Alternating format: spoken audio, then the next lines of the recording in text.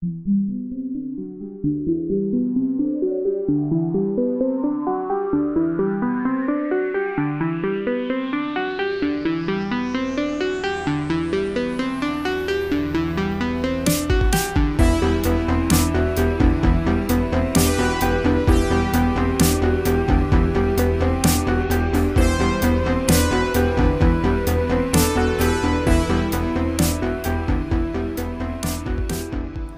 à tous et bienvenue pour ce premier épisode du podcast Arrêt Caméra où on va parler cinéma, VOD et sujets qui concernent de manière générale le 7e art. Bonjour Morgane.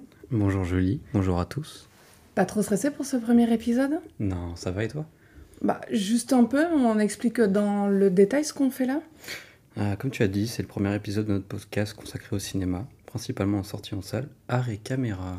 Donc il y a un petit jeu de mots que je pense qu'on va expliquer là pour ceux qui nous écoutent, Arrêt Caméra. Ça s'écrit Arrêt Caméra, mais on l'a aussi nommé ainsi par rapport à l'art et à la caméra. Donc comment on a choisi ce nom ? L'arrêt caméra, c'est l'un des plus anciens trucages de l'histoire du cinéma. Il était utilisé abondamment par Georges Méliès. Donc ça consistait à suspendre les prises de vue lors du tournage, produisant ainsi 2 prises de vue distinctes filmées selon le même cadrage. Et leur mise bout à bout fait croire à une modification instantanée d'ordre magique, comme la plupart des films de Méliès qui jouent justement avec l'illusion et la magie. On s'est dit que ça allait changer des anglicismes, d'autant plus qu'on a pas mal galéré pour trouver un nom. Pour la petite anecdote, au début, on était parti pour trouver un nom en latin, ce qui était un peu prétentieux. Mais en fait, en cherchant ce qu'on voulait mettre initialement, je me suis rendu compte que c'était un nom que possédait une agence de communication, des tas d'autres podcasts anglophones et même francophones. Et je me suis dit qu'en fait, ça allait pas le faire parce que si on cherchait le nom, bref, on ne nous aurait pas trouvé sur Google, donc ça n'avait aucun intérêt. Julie, moi je te connais, mais tu peux expliquer rapidement pourquoi tu t'es lancée dans un podcast de cinéma avec moi ? Alors, j'ai déjà participé par un podcast collégial par le passé, dont je rappelle le nom ici, qui est La Troisième Rangée. J'ai également écrit des textes sur le cinéma sur le site Le Bleu du Miroir. Autrement, en fait, ça va peut-être en surprendre quelques-uns, mais ça fait à peine 6 ans que je regarde régulièrement des films. J'ai commencé en 2016, je me suis offert une carte illimitée pour le cinéma. J'y suis allée de plus en plus régulièrement.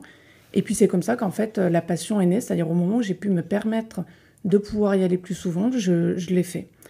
Et puis donc derrière, ça m'a intéressée, donc là je n'écrivais plus pour quoi que ce soit, je participais plus à aucune émission, et puis je voulais participer à un projet en fait auquel je contribuais moi-même, donc avec toi Morgane, mais où on est tous les deux pour des questions de gestion, et puis parce que je voulais lancer mon propre morceau. Mais en soi, voilà, je suis une passionnée, je pense qu'on peut dire une cinéphile, mais contrairement à toi, j'ai pas du tout fait d'études dans ce domaine. Ouais, alors que moi, c'est vrai que le cinéma, je suis plongé dedans depuis que je suis tout petit, notamment grâce à ma mère qui m'a montré des films d'horreur quand j'étais tout jeune.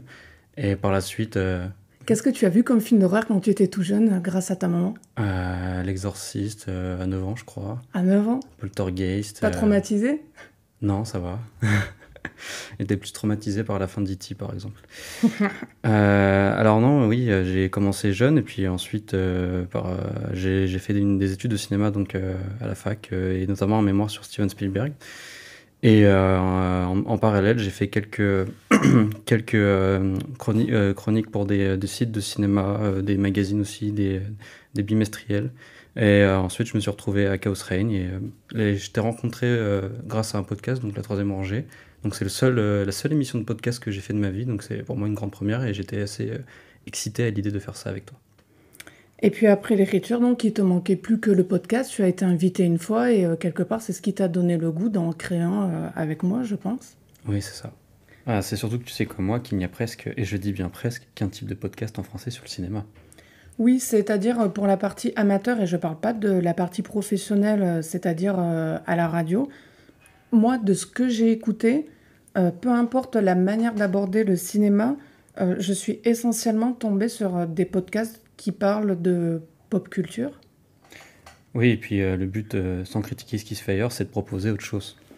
C'est vrai que quand on a réfléchi sur la manière de faire et sur ce qu'on voulait faire avec Arrêt Caméra, c'est un peu bateau ce que je vais dire ici, mais c'était de créer un podcast qu'on aurait aimé écouter Et le but en faisant ça, c'est quelque part donc de combler un vide en fait par rapport à ce qu'on ne trouve pas à ce sujet. Ça peut paraître prétentieux, mais j'y crois parce que pour moi, qui n'ai pas de passion particulière pour la pop culture, et c'est aussi ton cas, je crois, Morgane, il y a quasiment que ça encore une fois. Et puis, j'avais envie d'exprimer autre chose et encore une fois, j'avais aussi envie d'écouter autre chose. Exactement. Bah, du coup, c'est la transition parfaite pour la première partie de l'émission que je vais expliquer pour nos auditeurs. C'est-à-dire que notre émission, en fait, on a décidé de la composer en 3 parties. Peut-être qu'on changera dans le futur. La première va être consacrée à un sujet d'ordre généraliste lié au cinéma. La seconde, ça va être tout simplement la critique de quelques sorties au cinéma sélectionnées pour l'émission. Et enfin, la dernière s'attardera sur un film en VOD, qu'il soit récent ou de patrimoine. Donc là, pour la première partie, on a décidé, parce qu'en fait ça tombe bien, de demander à quoi sert la critique.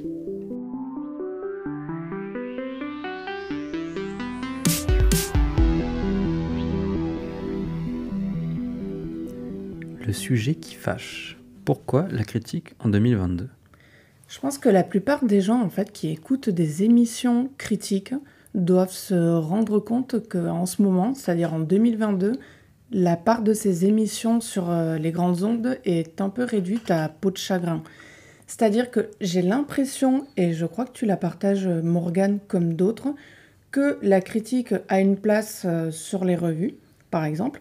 Mais encore une fois, en ce qui concerne les ondes, c'est comme si on préférait en fait inviter les artistes, discuter avec eux, et c'est très bien, je dis absolument pas le contraire, c'est très bien de faire des interviews, des masterclass, etc. Mais on préfère faire ça plutôt que de donner de la voix pour adopter la distance en expliquant simplement pourquoi on n'a pas aimé ou apprécié un film, un CD, un livre, etc. Et je ne veux pas spécialement opposer les deux. Je dis juste qu'il y a un format de rapport à l'œuvre qui prend le pas sur le fait de placer la distance avec l'œuvre. Oui, tout à fait, mais aujourd'hui, de toute façon, l'exercice critique, il ressemble de plus en plus à de la promo. C'est le type de contenu qui intéresse plus le public. Et si tu regardes les articles qui font plus d'engagement, généralement, c'est des textes de recensement qui sont principalement consacrés aux sorties Netflix, Disney. Et tu as des interviews, des vidéos notamment, comme chez Combini, des choses dans le genre.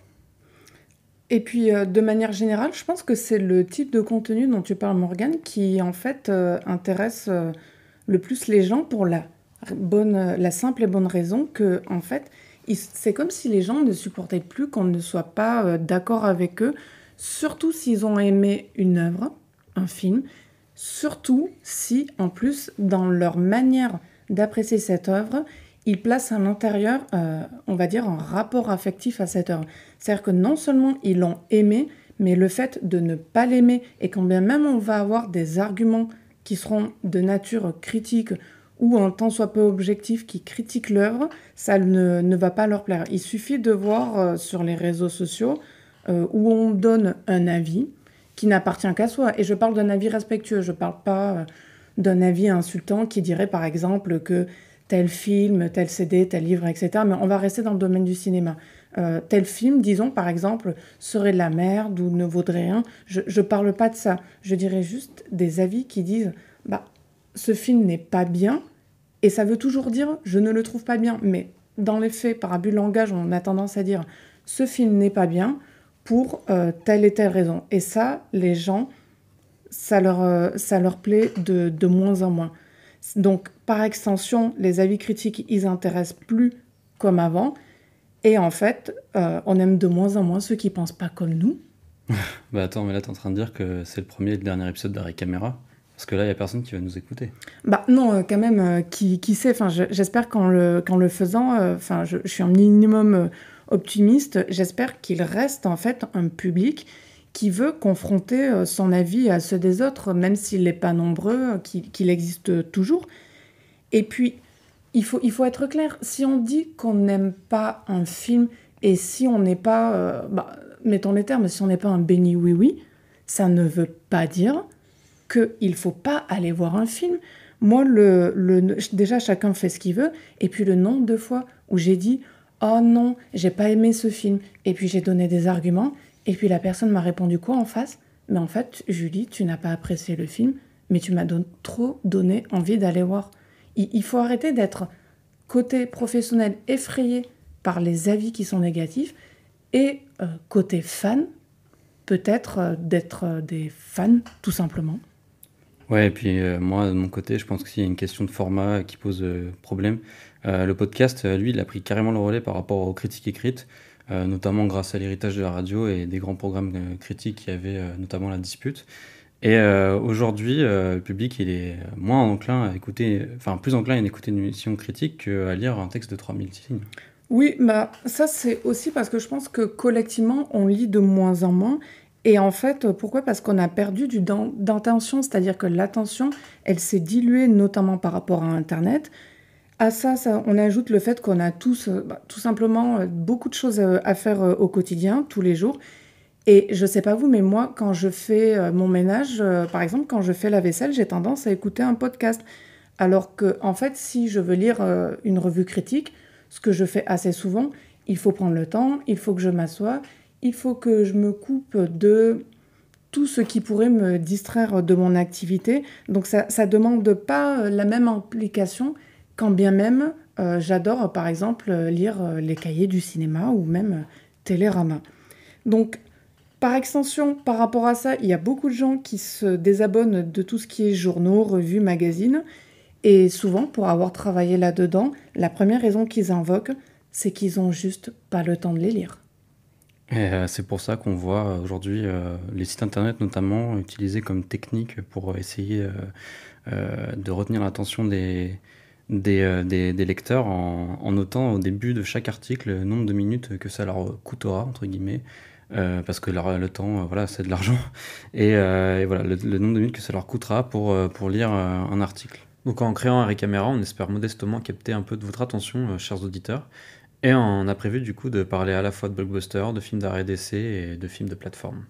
Oui, on n'a pas voulu se restreindre à un seul genre de film. On veut tout brasser parce que bon, il peut y avoir des très bons blockbusters. Il y a des films à réessai qui ne sont pas que des films en noir et blanc sous-titrés en yougoslave.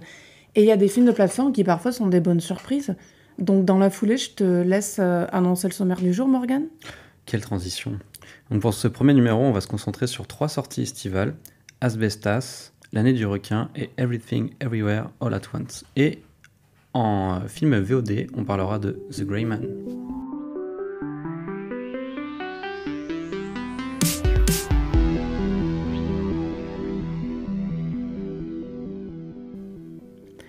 Asbestas, c'est le 6e film de Rodrigo Sorogoyen qui a été présenté au dernier festival de Cannes à Cannes Première.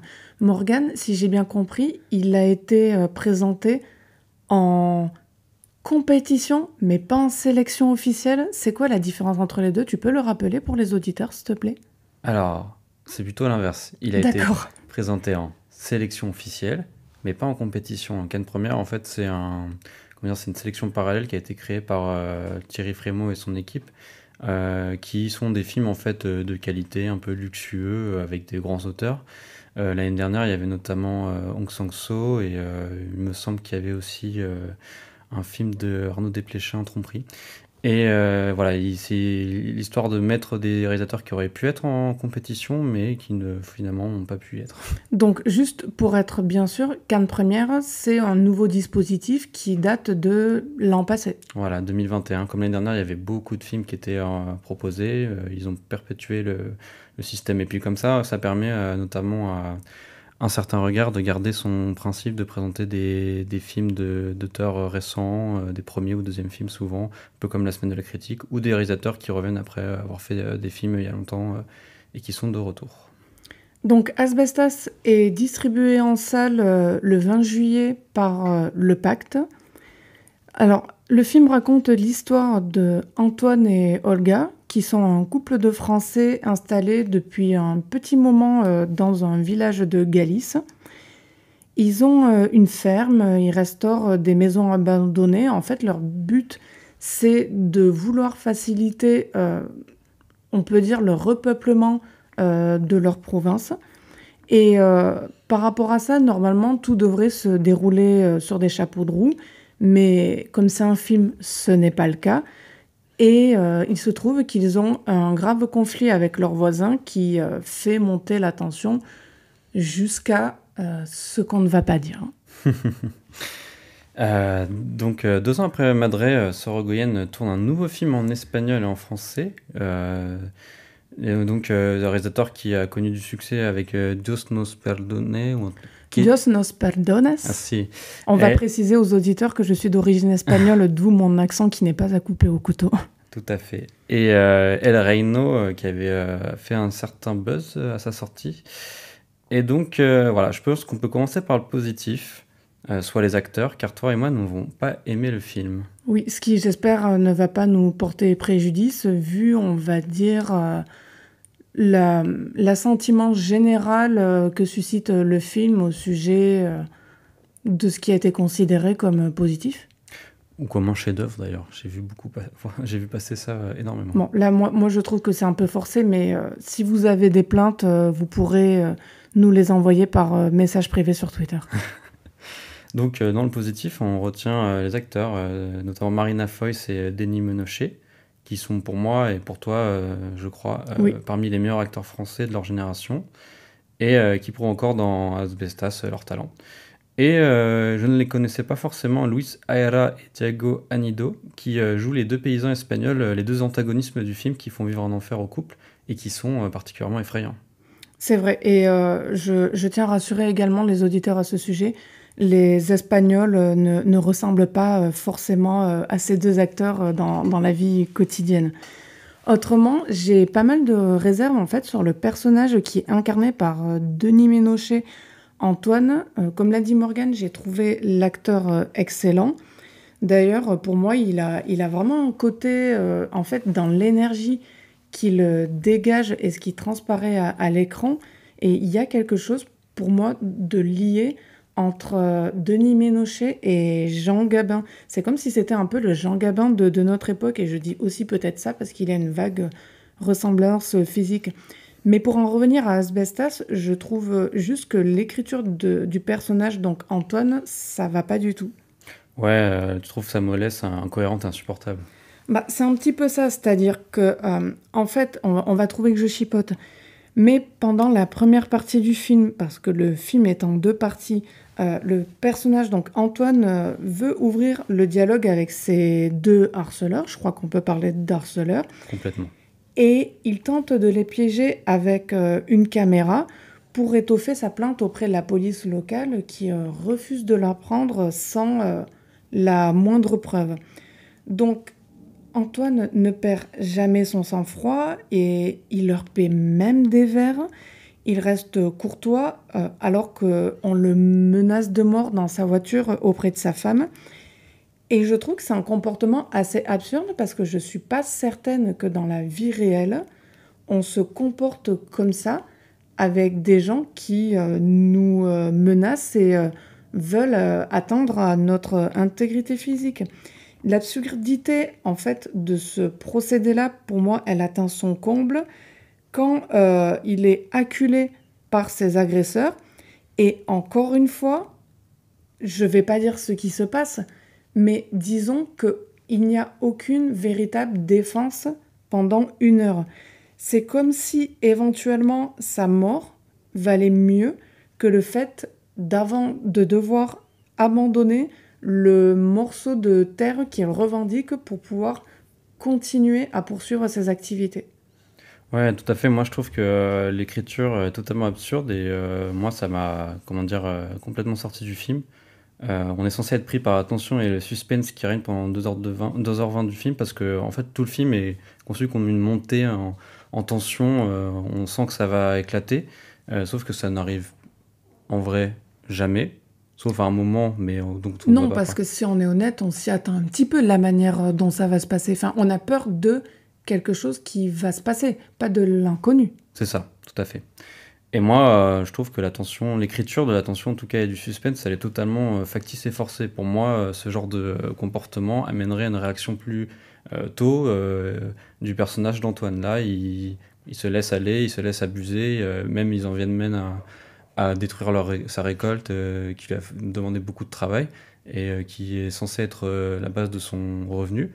Et il en fait quoi? Bah, il veut juste les piéger encore. Enfin, je trouve ça absurde. Morgane, toi qui as vu plus de films de Sorogoyen que moi, qu'est-ce que tu penses globalement de son travail? Non, alors Sorogoyen, j'ai vu donc ses 4 derniers films. J'ai pas comment dire, une passion pour ce réalisateur. Je trouve pas que ce soit un mauvais réalisateur, mais je ne suis pas certain que ce soit encore un maître. Il a encore du mal à, comment dire, à gérer c'est plus une question d'écriture en fait. Il a pas une mauvaise mise en scène, c'est plutôt un réalisateur qui sait manier l'attention. Mais le problème, c'est que souvent l'écriture ne suit pas, ce qui fait que du coup, bah, ça tombe à plat. Et autant El Reno, même si l'écriture est basique, puisque c'est une chute du personnage principal, une descente aux enfers. Je trouve que là, sur un film qui veut, comment dire, être plus ambitieux avec 2 parties, ça fonctionne moins bien parce que justement l'écriture est moins simpliste et en voulant être complexe, elle se foire. Et donc, voilà, le film aurait pu se rattraper avec ses mises en scène, mais pour moi, il y a un problème au niveau de l'utilisation des plans séquences. Je trouve que déjà, c'est un procédé souvent utilisé pour épater la galerie. Beaucoup de cinéastes qui utilisent ça pour faire montrer qu'ils sont virtuoses et de grands metteurs en scène. Mais voilà, ici, dans une séquence notamment en particulier qui dure assez longtemps, à partir de la deuxième moitié du film, même vers la fin, hein, je pense que c'est quasiment au bout de 1h40 de film. Et il y en a une entre Olga, donc la personnage jouée par Marina Foïs, et sa fille. Qui est, à mon sens, quand bien même le film est globalement bien joué, assez affreuse et pénible à regarder. C'est-à-dire, moi, à ce moment-là, j'aurais voulu être partout, sauf dans cette salle de cinéma. Ouais, c'est ça, la séquence, du coup, elle se dispute. Et dans cette séquence, on les voit filmer en plan séquence, alors que la séquence aurait pu être découpée en plusieurs plans, comme un champ contre champ. Alors c'est louable hein, de vouloir changer la manière de filmer pour donner une sensation de réalisme. On est au cœur de la dispute. Sauf que ça va pas avec la direction des acteurs. La caméra, déjà, elle est flottante. Elle va de l'une à l'autre plutôt, comme un ping-pong. Mais il y a un côté factice qui se dégage et puis il y a beaucoup de silence. C'est assez gênant, alors que du coup, la séquence est censée être percutante et glaçante. Et puis, de manière générale, je trouve que là, cette séquence, elle est assez caractéristique et représentatrice du film, quand bien même c'est pas une séquence où il y a une tension aussi prégnante que pour les autres parties, dans la mesure où, enfin, tout ça, en fait, ce sont juste des affaîtries qui participent au côté ampoulé et pesant d'Asbestas. Enfin, on a dit, j'ai lu que Sorogoyen filmait, je cite, un thriller rural. Pour moi, je vais vraiment pas être sympathique pour ce premier film et je m'en excuse. Mais il y a un petit côté, et je suis vraiment désolée, il y a un petit côté France 3 en fait. Enfin, je veux dire, le thriller rural, je le vois pas. Enfin, il y a les gros sabots, il y a une musique qui est bourrée de percussions, il y a une durée qui est disproportionnée. Enfin, c'est trop long, comme d'habitude. Enfin, je dis comme d'habitude parce que souvent la récit, c'est trop long. Mais là, j'ai vraiment trouvé ça trop long. Et puis, il veut faire passer donc, le film, donc, le thriller rural, qui est au final un thriller social. Je sais pas trop, est-ce qu'il veut en dire beaucoup sur la société espagnole? Est-ce qu'il veut parler des paysans espagnols? Est-ce qu'il peut opposer rat des villes, rat des champs? Est-ce qu'il veut opposer les éduqués face aux sans-voix, mais les sans-voix qui du coup sont moches, ont les dents cassées et qui connaissent que la violence et la brutalité pour s'exprimer? Je trouve que tout ça, en fait, mis bout à bout, ça donne une espèce de fantasme qui, moi, m'a pas mal déplu parce qu'il est cousu de fil blanc. Je vais être concrète, ça n'existe pas des gens qui menacent de se casser la figure pour des éoliennes. Ouais, et puis par rapport au côté rat des villes, rat des champs, le fait que les personnages, les antagonistes aient des têtes de redneck, en fait, je comprends que les gens aient été tentés de le comparer facilement avec Massacre à la tronçonneuse et Les Chiens de paille de Sam Peckinpah, Massacre à la tronçonneuse de Toby Hooper, bien sûr. Mais ces films-là, ils s'embrassaient pas du tout d'une forme ample et tape à l'œil. Tout leur aspect social, il était contenu dans un récit concentré, limpide et qui tendait vers l'abstraction, soit le nouveau monde dévoré par le refoulé de nos sociétés modernes et capitalistes. Hooper et Peckinpah, bah, ils filmaient juste une lutte à mort, un choc entre ces deux mondes, alors que Sorgen, bah, il se réfugie derrière ses manières. N'hésitez pas, encore une fois, à venir nous dire sur les réseaux sociaux, notamment sur le compte Twitter de Arrêt Caméra, si vous n'êtes pas du tout d'accord avec nous, et il y a beaucoup de chances pour que ce soit le cas. Sinon, je crois, Morgane, que c'était le mot de la fin pour Asbestas, et vous l'aurez compris, le film nous a pas spécialement plu. Pour le film suivant, on va parler d'un film français, une comédie loufoque qui flirte avec le film de genre, et encore un film, c'est un concours de circonstances avec Marina Foïs. Vous l'aurez deviné, on va parler de L'année du requin de Ludovic et Zoran Boukerma, qui est distribué en salle depuis le 3 août par The Jokers. C'est le deuxième film réalisé par les frères Boukerma, après Teddy l'année dernière. On rappelle qu'ils avaient fait leur début au cinéma avec Willy Ier, une œuvre réalisée à 4 avec Marielle Gauthier et Hugo Thomas. Après le film de loup-garou, donc, ils s'attaquent au film de requin à Arcachon. Pour résumer rapidement le début du film, on suit de près une gendarme en fin de carrière incarnée par Marina Foïs, qui dans L'année du requin s'appelle Maja Bordenave. Et à quelques jours de la retraite, elle voit le calme plat de son quotidien bouleversé par l'apparition d'un requin à la pointe d'Arcachon. Elle pourrait simplement partir à la retraite, mais Maja Bordenave met en point d'honneur à se débarrasser du requin elle-même avant de rendre son uniforme. Après, forcément, ça se passe pas du tout comme prévu. De mon côté, je ne connaissais pas le travail des Boukerma, et quand j'ai vu la bande-annonce au cinéma L'année du requin, en fait, j'ai cru que j'allais voir une comédie à 100%. C'est vrai que depuis le début de leur carrière, les frères Boukerma, leur spécialité, c'est de métisser les genres. Toi, tu ne l'as pas vu, mais Teddy, c'est à la fois un film de loup-garou, mais il y a énormément de comédie et aussi une partie de drame rural. Et là, L'année du requin n'y déroge pas, même s'il comment dire, il se démarque du film précédent, car il y a l'emploi d'acteurs reconnus, comme Cadmerade, Marina Foïs ou Jean-Pascal Zadi. Toutefois, on retrouve comment dire, les acteurs amateurs qu'ils ont choisis dans le lieu local où ils ont tourné. Et ça donne un côté Bruno Dumont à leur cinéma. C'est un peu pour moi la plus grande réussite de ce film de L'année du requin que d'être capable de proposer, disons, une immersion totale dans l'environnement qui met en scène avec peu de moyens pour ce qui est de la partie comique. Il y a plusieurs gags que moi j'ai trouvé très réussis. Je me suis pas mal marrée. On se sent franchement à la plage, en vacances. C'est vraiment le film d'été, je trouve. Il y a cette atmosphère franchouillarde qui est présente dans certaines comédies françaises. On rit beaucoup, y compris par autodérision, parce que si vous êtes comme Morgane et moi, parisiens, il y a pas mal de vannes sur les Parisiens qui, j'espère, vous feront rire. Il y en a aussi sur le Covid-19, par exemple. On voit le maire arborer ses masques en plastique dont on sait depuis un moment qu'ils servent à rien, mais bon, ça fait toujours bon genre. Et puis le corollaire de cette ambiance bon enfant, c'est qu'on voit donc ces acteurs connus, Marina Foïs, qu'on a déjà mentionné, mais aussi Cadmerade et Pascal Zadi, qui ont vraiment l'air de s'amuser dans une comédie qui change des projets qu'on a, à mon avis, l'habitude de leur proposer au cinéma pour la plupart. Exception faite de Pascal Zadi, bien évidemment, parce qu'avant, il n'a pas fait non plus énormément de films. Oui, je suis d'accord avec toi, mais néanmoins, contrairement à Teddy par exemple, je trouve que ils perdent le sel un peu de leur capacité à mélanger les genres. Parce que là, le truc qui pêche dans L'année du requin, c'est vraiment l'horreur. Elle est traitée avec étonnamment énormément de sérieux, alors qu'on aurait pu croire qu'ils traitent le cinéma de requin de manière parodique. Et là, c'est comme si les deux réalisateurs voulaient montrer qu'ils sont dignes de leurs illustres prédécesseurs, dont Steven Spielberg, évidemment, c'est la référence principale, Les Dents de la Mer.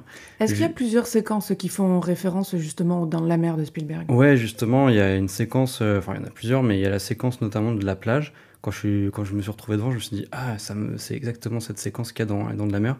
En fait, tu as le personnage principal qui prend du bon temps sur la plage, sur une serviette, et on sent qu'il va se passer un truc. Dans l'eau, on s'attarde beaucoup sur les personnages. Et en fait, il y a un personnage qui va se faire manger par le requin.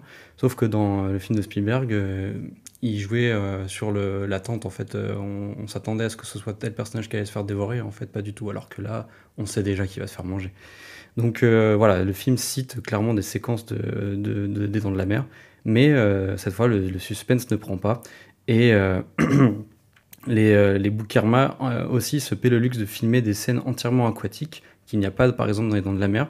Et le problème, Donc, quand tu parles de scènes aquatiques, on est d'accord, juste pour que les spectateurs puissent se resituer, notamment pour ceux qui n'ont pas vu le film, on parle de scènes qui se situent pas que sur l'eau, mais également sous l'eau. oui, c'est ça, exactement, des scènes filmées sous l'eau.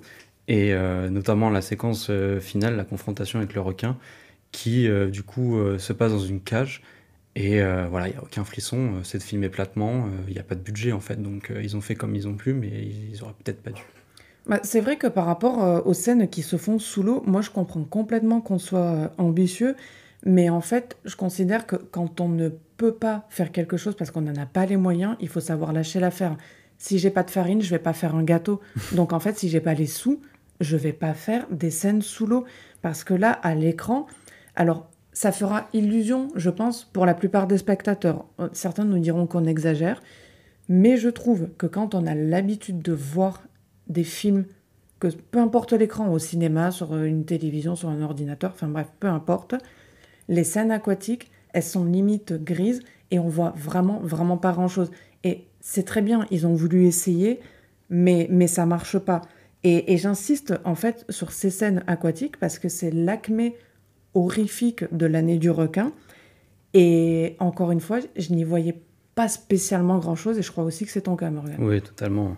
Et puis, c'est pas comme si c'était le seul défaut du film, hein. Il y a également un vrai problème d'écriture, notamment du personnage principal. Maja Bordenave, elle est présentée la grande partie du temps comme un personnage désagréable, égoïste et surtout carriériste. Et bah, tu vois, c'est de sa faute si, au moment du film où ils arrêtent le requin une première fois et ils capturent le requin. C'est elle qui fait l'erreur de le mettre dans un endroit en fait où il ne sera pas suffisamment cloisonné, Oui. prisonnier, ce qu'il fait qu'il s'échappe. C'est ça, et qui va provoquer la mort d'un personnage. Et suite à cet événement, il s'ensuit un mouvement de haine à son encontre, notamment via Twitter et les réseaux sociaux. Ouais, ça me rappelle quand même quelque chose, hein, ce mouvement de haine sur Twitter. Blague à part, problème d'écriture ou pas, enfin de mon côté, je vais dire modestement qu'en fait, j'ai pas bien compris le personnage principal du film, celui de Marina Foïs, donc Maja Bordenave. Si d'ailleurs vous l'avez mieux compris que moi, au passage, n'hésitez pas à venir nous le dire en commentaire sur les réseaux sociaux, en message vocal, etc. Ce qui m'échappe au niveau du personnage de Maja Bordenave se situe à deux niveaux. Un, la manière dont son caractère est décrit. Deux, ce qu'elle fait en tant que gendarme. Donc pour en revenir à son caractère, elle est présentée comme presque quelqu'un d'antipathique, mais elle ne l'est pas. Pour ce qui est de la question de son métier de gendarme, je veux pas faire le procès du réalisme parce que c'est du cinéma et le cinéma ça reste un art de l'illusion et on doit accepter en tant que spectateur quand on rentre en salle, c'est un pacte, on est entraîné par cette illusion, mais, et c'est un grand mais, il n'empêche que quand on est gendarme déjà, premièrement on ne se lance pas tout seul à la conquête d'un requin, deuxièmement quand un requin tue un humain, à chaque fois qu'on a vu un fait tel que celui-ci rapporté dans les journaux, il me semble, qu'on m'arrête si je me trompe, que ce requin est abattu par les autorités, il n'est pas mis en sécurité pour être relâché dans la mer. Enfin, je veux dire, imaginons un chien qui mord un enfant ou qui tue un être humain, le chien est abattu. Alors pourquoi là, le requin n'est pas abattu? Ça ne tient pas une seule seconde. Et quand bien même il se passe ça, Maja Bordenave continue, fait preuve d'insubordination et il n'y a strictement aucune conséquence. C'est-à-dire donc on a un requin tueur qui tue plus que la moyenne des requins peuvent éventuellement tuer là où il se situe. Parce que le requin tueur, ça reste quand même un grand fantasme au cinéma. Et pourquoi pas illustrer ce fantasme? Mais bref, donc il tue plus que ce qu'il est censé tuer. Il n'est pas tué lui-même. Et en plus, il s'échappe. Enfin, je veux dire, de mon point de vue, en termes de cohérence par rapport au réel, je trouve qu'il n'y a rien qui va et surtout qu'il n'y a aucune conséquence. Donc, à ce niveau, il y a vraiment quelque chose qui m'échappe en termes de scénario. Ouais, je comprends ce que tu veux dire. Voilà, moi, à la limite, ça m'a pas autant dérangé que toi. Parce que, tu vois, l'impunité du personnage de Maja, moi, je la trouve vraisemblable dans le film, au sein de la diégèse, hein, ce qui est défini l'univers du film. Mais les réalisateurs, par contre, ils font fi de toute vraisemblance, hein. C'est pas un problème. Tu vois, la petite ville de La Pointe, elle est filmée en vase clos. C'est comme si elle n'avait pas d'existence. Elle est réduite à quelques lieux. Il y a le commissariat, la maison des Bordenave, le bord de mer, un supermarché. C'est comme une miniature de ville. Et Donc, pour le coup, je t'arrête oui, Morgane, vas-y. mais dans la partie film fait avec peu de moyens, je trouve que là, ça tient la route. C'est-à-dire, comme tu l'as dit, La Pointe, on voit plus ou moins 3 lieux dans le film, mais ça fait illusion, c'est suffisant en fait comme reconstitution. Oui, tout à fait. Il n'y a pas besoin de faire plus. Mais moi, vraiment, ce que j'adore pas, c'est la bascule du film. En fait, on essaye de nous faire éprouver de la pitié pour Maja, même limite de nous la faire aimer. Notamment, il y a une séquence où elle se fait agresser, et là, bah, forcément, on est obligé d'être de son côté, alors que c'est un personnage imbuvable. C'est en fait, concrètement, si le film ne se poussait pas lui-même dans ses propres retranchements, je pense à titre personnel que je l'aurais plus apprécié que simplement moyennement aimé. Ouais, je suis d'accord avec toi, c'est une déception. Après, voilà, pour relativiser, je dis pas que c'est, encore une fois, c'est pas un film qu'il ne faut pas aller voir. J'ai quand même eu pas mal de bons fous rires, et quand je dis bons fous rires, c'est quasiment jusqu'aux larmes. Ça m'était pas arrivé depuis un moment devant une comédie française au cinéma. Pour le coup, Morgane, si tu es d'accord, vu qu'on a parlé là d'un film qu'on a vite fait apprécier, on va enchaîner sur le film qu'on a le plus aimé de toute la sélection. Et on termine notre tour d'horizon critique avec un film hollywoodien, tout juste auréolé d'un succès surprise au box-office, Everything Everywhere All at Once de Daniel Scheinert et Daniel Kwan. Aussi appelés les Daniels, ils avaient fait un film en 2016, je crois, Swiss Army Man, avec Paul Dano et Daniel Radcliffe qui jouaient un cadavre qui lâche des pets. Je sais pas si tu l'as vu, c'était un Si, peu mais barré. je crois qu'il m'avait un peu gêné. Enfin, c'est pas du tout mon genre d'humour. Je me demandais ce que je faisais là, mais je crois qu'il est devenu culte ce film, non? Ouais, notamment grâce au téléchargement illégal. Et Netflix, je crois qu'il est sur Netflix. Et donc c'était produit par A24 et c'est toujours produit par A24 ce nouveau film. Et comme tu sais toi aussi, les films A24 ont du mal à sortir en France. Là, on était incertain de le voir débarquer en salle en raison des pratiques commerciales extrêmes du studio. En effet, le prix demandé par le A24 pour diffuser ces films en salle en France est exorbitant et souvent déconnecté avec la réalité du secteur. C'est ce qui explique pourquoi, par exemple, il y a des films comme The Green Knight qui sont sortis uniquement sur Prime Video. En tout cas, je note, Morgane, que tu es arrivé à prononcer d'un coup, sans fourcher la langue, Everything, Everywhere, All at Once.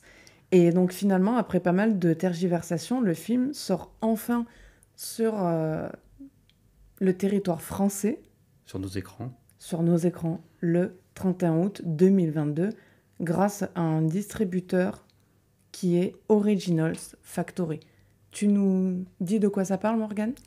Oui, alors ça parle d'une famille américaine d'origine chinoise, dont la mère, Evelyn Wang, est montrée comme étant à bout. Elle ne comprend plus sa famille et le fisc, pardon, la harcèle. Et dans ce contexte difficile, elle se retrouve d'un coup dans le multivers. Je note que Fisk est plus difficile à prononcer que Everything Everywhere All at Once. Au passage, ce film, c'est un peu le retour inattendu de Michelle Yeoh et pas que. Tu veux dire un mot à propos du casting? Oui, tout à fait, c'est important. Donc on retrouve Michel Yeoh, à bientôt 60 ans, qui tient cette fois le rôle d'un principal d'un film d'action. Je ne sais pas si vous savez, mais Michel Yeoh elle a commencé quand même dans les années 80-90 à Hong Kong par faire du cinéma d'action où elle donnait la réplique à des grands acteurs comme Jackie Chan. Donc voilà, on la retrouve, on est content de la retrouver, elle est géniale. Et on retrouve aussi d'autres acteurs asiatiques ou d'origine chinoise. Donc il y a Jonathan K. Kwan qui jouait Data dans Les Goonies, ou James Hong qui était le mandarin dans Big Trouble in Little China de John Carpenter, qui est aussi connu sous le nom de Jack Burton dans Les Griffes du Mandarin, je crois. Donc le portrait de la famille immigrée chinoise est montré comme dysfonctionnel et haute en couleurs. On a Evelyn qui rêvait mieux en arrivant aux États-Unis. Il y a son mari Wei Wand, lâche et faible, et leur fille Joy qui est née sur le territoire américain et qui est en totale rupture avec ses parents et ses origines, parce qu'elle a du mal à faire notamment accepter son orientation sexuelle. Elle est lesbienne. Pour en revenir au multivers, vous aurez remarqué, si vous vivez en 2022, que c'est un concept qui est pas mal à la mode. Est-ce qu'on peut réexpliquer, Morgane, ce que c'est pour les néophytes, le multivers, rapidement en 2 mots? Pour faire simple, c'est une théorie scientifique autour des mondes parallèles. Et donc dans le film, Elvin va les explorer, va explorer toutes les vies qu'elle aurait pu mener. Et en faisant ça, elle va se retrouver face à des forces obscures qui l'amènera à devoir sauver sa famille et sauver le monde. C'est quand même un sacré programme. C'est un postulat donc qui rappelle pas mal les films Marvel récents comme Spider-Man No Way Home ou Doctor Strange 2, parce que eux aussi ils explorent le multivers, mais est-ce que c'est totalement pareil ou pas vraiment? Comme tu dis, c'est effectivement la théorie à la mode à Hollywood. Elle a été longtemps explorée dans les comics et ça n'a rien d'étonnant qu'aujourd'hui elle soit à la mode parce que la simultanéité des vies, des situations, la division de la personne en avatar, le travestissement, c'est des thématiques qui sont bien ancrées dans notre ère, notamment si tu regardes TikTok, l'avènement de TikTok, de Snapchat et du métaverse. Et les réseaux sociaux aujourd'hui, ils permettent d'incarner des versions différentes de nous-mêmes, de nous déguiser et de nous mettre en scène. Je trouve que c'est une théorie scientifique dont l'écho est d'autant plus prégnant aujourd'hui que dans son application au cinéma, donc que ce soit chez Marvel ou ici dans Everything Everywhere All at Once, pour moi, ça rencontre une aspiration qui va de pair avec celle de la plupart des spectateurs qui vont voir ce genre de film. C'est pour ça que ça marche, en fait, le multivers. C'est que quand on y pense à l'ère du réchauffement climatique, dont les conséquences sont inéluctables et on le sait tous, qui ne rêve pas de vivre des tas de vies à la fois? C'est-à-dire qu'on appuie sur le bouton reset, mais ce sont des films qui, pour moi, s'inscrivent dans les pas d'un Matrix. L'élu, c'est plus seulement quelqu'un qui a subi et qui s'en sort. C'est plus seulement la personne qui est choisie, c'est surtout quelqu'un qui possède en plus de ça le don d'ubiquité, c'est-à-dire être à la fois en même temps à des tas d'endroits, et c'est ça qui est aussi propre au multivers. C'est cette espèce de vie parallèle qui se fait dans des circonstances qui sont, et là c'est bien évidemment propre au cinéma, plutôt avantageuses en fait. Et justement, Everything Everywhere All at Once, c'est pour moi à ce jour la meilleure variation hollywoodienne sur le thème du multivers. En faisant le choix d'une narration condensée, le film se déroule sur moins de 24 heures. Le film, il se perd pas dans l'exploration des différents univers, mais il les superpose dans une tentative de représenter le tout, partout, en même temps, promis par le titre du film. Donc la force du film, c'est son montage, l'expérimentation formelle, qui culmine dans une scène notamment où on voit toutes les versions différentes de Michel Yeoh s'enchaîner par effet d'arrêt caméra, comme un praxinoscope numérique. Donc le praxinoscope, pour ceux qui ne savent pas ce que c'est un objet qu'on utilisait en 1800, fin du 19e siècle, où en fait on faisait tourner des images autour d'une lampe et on regardait dans une petite fente et ça faisait bouger. Donc souvent c'était un cheval et ça animait le cheval. Excellente référence au podcast d'avoir reparlé d'Arrêt Caméra. On rappelle qu'on s'appelle d'ailleurs Arrêt Caméra. Le seul bémol sans transition que moi je trouverais personnellement à ce film qui est ébouriffant, et ce dans tous les sens du terme, en dehors de sa longueur, ce sont ses excès de générosité. Arrivé au bout, on a un peu l'impression d'avoir avalé une part de gâteau trop grosse. Le goût, il était top au départ. Et à force, on frise un peu l'indigestion. Alors, l'euphorie, elle est toujours là. Mais tout le laïus, c'est de ça dont je veux parler, tout le laïus autour des retrouvailles familiales, il dure tant et si bien qu'on a du mal à rester en dedans. Néanmoins, hormis ce petit bémol, pour moi, ça ne gâche rien à l'expérience générale du film, et je dirais fort heureusement. Ouais, je suis d'accord, c'est dommage car le film il est vraiment bien mené. Surtout on regarde son budget, si tu regardes il est minuscule en comparaison des mastodontes hollywoodiens. Il coûte quoi, 25 millions Est-ce que c'est quoi comparer 25 millions de dollars Ouais. au mastodonte? Ce serait quoi comme fourchette, un mastodonte hollywoodien? Tu vois, un mastodonte hollywoodien aujourd'hui ça se présente autour de 200 millions. Ah oui, on n'est pas du tout dans la même proportion. Voilà, c'est quasiment 10 fois le prix quoi. Donc voilà, c'est dommage, l'intrigue familiale elle manque un peu de substance alors qu'elle est pourtant au cœur du film. Mais c'est difficile de ne pas être touché un minimum par cette histoire, hein. Et les scènes d'action, elles convoquent autant Matrix que le wuxia-pian, qui est le cinéma de sabre chinois. Et du coup, ça fait que le film, dans toute son entièreté, il se démarque du marasme cinématographique hollywoodien. Merci pour cette transition, Morgane, parce que à propos de marasme hollywoodien, c'est pas pour critiquer négativement sans arrêt, mais on en tient un bon sous la dent. J'avais pas spécialement envie de m'éterniser dessus, mais je crois que on n'a pas trop le choix dans le sens où il faut le faire parce que là, le résultat, c'est vraiment une catastrophe. Et quand c'est une catastrophe, ça en fait pas forcément un objet intéressant ou un phénomène, mais enfin, ce film cartonne et on en parle beaucoup en ce moment. Ouais, sur les réseaux sociaux notamment, je pense que tu veux parler de The Greyman. Oui, et c'est l'occasion de lancer notre séquence VOD. Troisième et dernière partie de l'émission, la séquence VOD, où on parlera pêle-mêle d'une sortie sur les plateformes de SVOD, ce qui correspond à Amazon, Netflix, Disney+, par exemple, ou d'un film de AVOD, donc de la VOD gratuite avec publicité, comme ça se fait par exemple sur le service public chez France TV, ou encore d'un film à la demande qui a attiré notre attention. Pour ce premier épisode, ce sera pas très glorieux, mais il nous faut aborder, Morgane, le sujet The Grey Man, le film événement de l'été sur Netflix dans lequel on retrouve des noms prestigieux comme Ryan Gosling, qui incarne le rôle principal, Anna de Armas ou encore Chris Evans. Je vais balancer rapidement le résumé parce que vous verrez que c'est absolument un coucher dehors. Donc on a un ancien agent de la CIA, Ryan Gosling, qui est dans le film Court Gentry, alias Sierra Six, qui a pour nom de code Greyman, donc en fait il a 3 noms à la fois dans le film. Donc cet agent Sierra Six, il est recruté dans une prison fédérale par Donald Fitzroy. C'est aussi cet agent un redoutable tueur à gages, mais hélas, il est la cible de son ancien chef Lloyd Hansen, qui est déterminé à le traquer pour l'éliminer. Et il est couvert par un agent incarné par Anna de Armas, Danny Miranda, couverture dont il aura manifestement besoin. Enfin, ça part un peu dans tous les sens. Ouais. The Greyman, c'est le nouveau caprice de Netflix qui veut singer Hollywood. Donc ils sont allés d'arriver cette fois à un scénario qui tourne depuis 2009 quand même. À l'époque, c'était James Gray qui devait le réaliser, il y avait Brad Pitt au casting.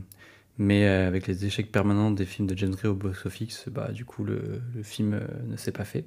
Et il est finalement tombé entre les mains de Netflix et des frères Russo, qui ont terminé leur contrat avec Marvel. Tu te souviens, ils avaient fait les 2 derniers Avengers, qui avaient été des cartons planétaires. Et que je n'ai pas vu en mettant un point d'honneur à ne absolument pas aller les voir. Et tu as bien raison.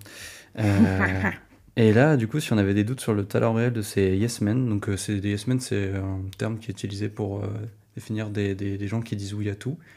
Et en l'occurrence, là, ils Donc disent en oui. français, ce serait plutôt des bénis oui-oui. Ouais, sûrement, ouais. Donc des Yes Men qui ont fait leur galon d'essai dans la comédie potache et la réalisation d'épisodes de séries.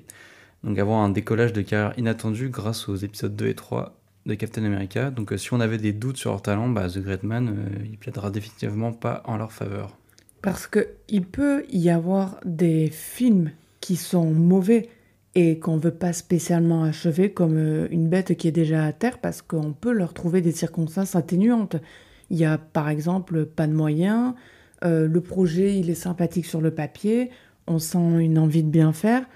Là, il n'y a pas de quoi tergiverser. On va couper l'herbe sous le pied de ceux qui avaient des espoirs sur des circonstances atténuantes pour The Grey Man.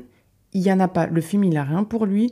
Même pas les grands noms au casting pour lesquels on est plus gêné qu'autre chose pour leur présence dans ce film.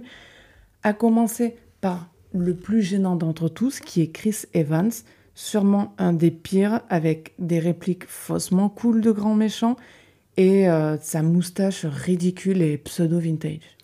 Ouais, alors que vraiment tout est tristement désuet.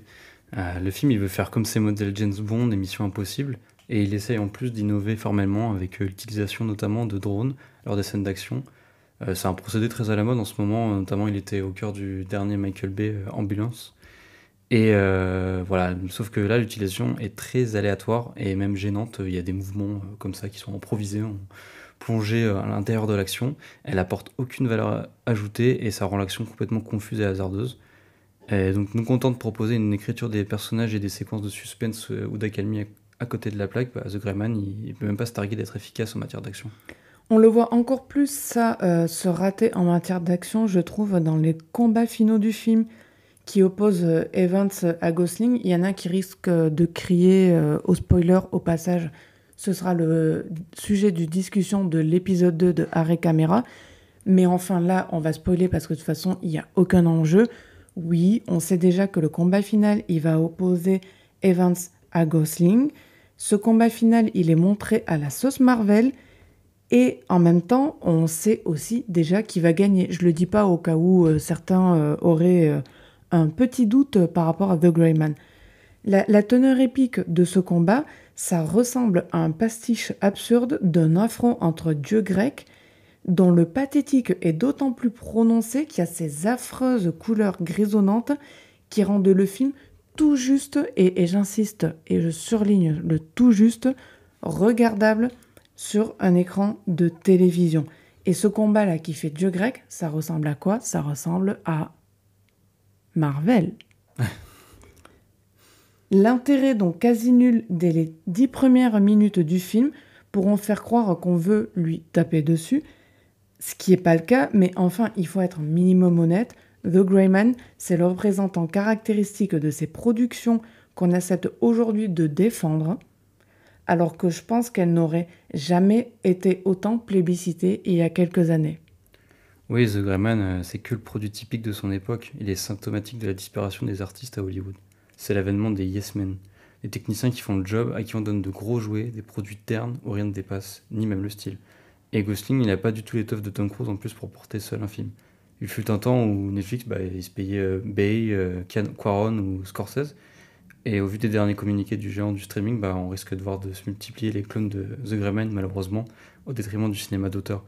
Ce dernier, il est complètement passé de mode. Fort heureusement, en 2022, on a vu des films hollywoodiens avec une vraie vision d'auteur, notamment des films qui ont connu de grands succès au box-office. Je pense évidemment à Top Gun Maverick ou même à Elvis, qui a été une bonne surprise. Et là, au mois d'août, arrive Nope de Jordan Peele et 3000 ans à t'attendre de George Miller, auquel on place beaucoup d'espoir. Et puis pour en revenir rapidement à Top Gun, voilà, enfin je veux dire, c'est pas vrai que un film d'action, ça peut pas être le maître étalon de The Gray Man. On peut encore en 2022 sortir des films d'action qui sont bien, voire très bien. Là c'est, enfin de mon point de vue, le film n'aurait pas dû sortir tel quel. D'ailleurs, pour en revenir au film de George Miller et à Nope de Jordan Peele, ce sont justement ceux sur lesquels on va revenir à la fin de l'été avec en plus un film d'arrêt essai, parce qu'on tient toujours à Arrêt Caméra à parler d'un film d'arrêt essai. Je crois que tu confirmes, Morgane, qu'on va mettre en avant ça.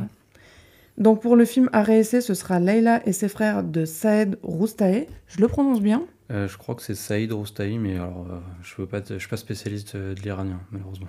Tant pis, on nous confirmera ou on ne nous confirmera pas cette prononciation-là. Donc on va vous préparer un second épisode, comme je disais, pour début septembre. On va vous laisser avec celui-ci pour tout le mois d'août parce qu'il faut bien qu'on parte en vacances. Et puis si pour les semaines ou les mois à venir, il y a éventuellement des sorties dont vous voudriez que nous parlions, auxquelles on n'a pas pensé, il ne faut pas hésiter à nous envoyer des messages sur les réseaux sociaux ou autres. Vous savez de toute façon, je pense, comment nous joindre. Et puis d'ici là, on vous dit à très vite, je l'espère. Bonnes vacances. Et à très bientôt. Au revoir.